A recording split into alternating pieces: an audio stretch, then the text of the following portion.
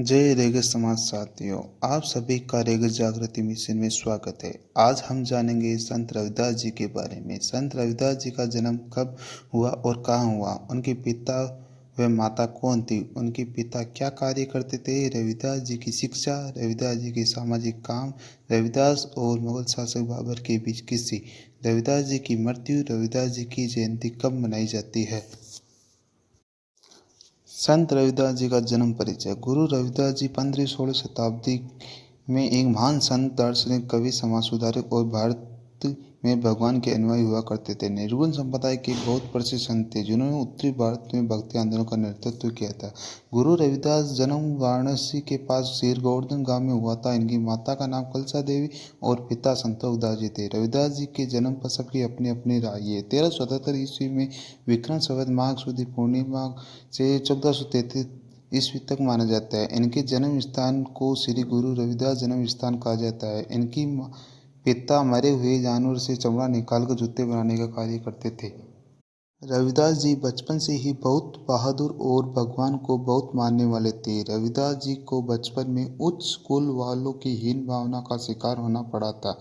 वे लोग हमेशा से इस बालक के मन में उसके उच्च कुल के न होने की बात डालते रहते थे। रविदास जी ने समाज को बदलने के लिए अपनी कलम का सहारा लिया। रविदास जी की शिक्षा। गुरु पंडित शारदानंद थे। संत रविदास जी बचपन से ही बहुत होशियार थे। उनके साथी द्वारा हीन भावना का शिकार होना पड़ा, जिससे गुरु शारदानंद ने उनको अलग से अपनी पर्सनल पाठशाला में शिक्षा देना शुरू किया था।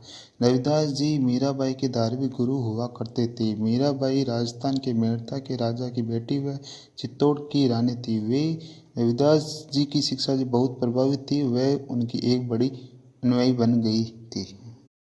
रविदास जी के सामाजिक काम। वे लोगों को समझाते थे कि इंसान जाति, धर्म या भगवान पर विश्वास के द्वारा नहीं जाना जाता है, बल्कि अपने कर्मों के द्वारा पहचाना जाता है। रविदास जी लोगों को संदेश देते थे कि भगवान ने इंसान को बनाया है, न कि इंसान ने भगवान को। इसका मतलब हर इंसान भगवान द्वारा बनाया गया है।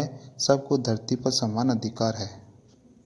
रविदास जी का स्वभाव। रविदास जी को उनकी जाति वाले भी आगे बढ़ने से रोकते थे। उनके लोग उनको तिलक लगाना, जनेऊ पहनने से रोकते थे। गुरु रविदास जी इन सभी बातों का खंडन करते थे और कहते थे, सभी इंसान को धरती पर समान अधिकार है, वो अपनी मर्जी से जो चाहे कर सकता है। रविदास और मुगल शासक बाबर के बीच किस्से। भारत के इतिहास के अनुसार बाबर मुगल साम्राज्य का पहला शासक था, जिसने 1526 में पानीपत की लड़ाई जीतकर दिल्ली पर कब्जा किया। बाबर गुरु रविदास जी की आध्यात्मिक शक्ति के बारे में बहुत अच्छे से जानता था। वह उनसे मिलना चाहता था तथा बाद में बाबर ने गुरु रविदास जी को अपना गुरु बना लिया था। रविदास जी की मृत्यु। रविदास जी के अनुयायियों का मानना है कि रविदास जी 120 या 126 वर्ष बाद अपने शरीर को त्याग देते हैं। वह अंतिम सांस वाराणसी में ली थी।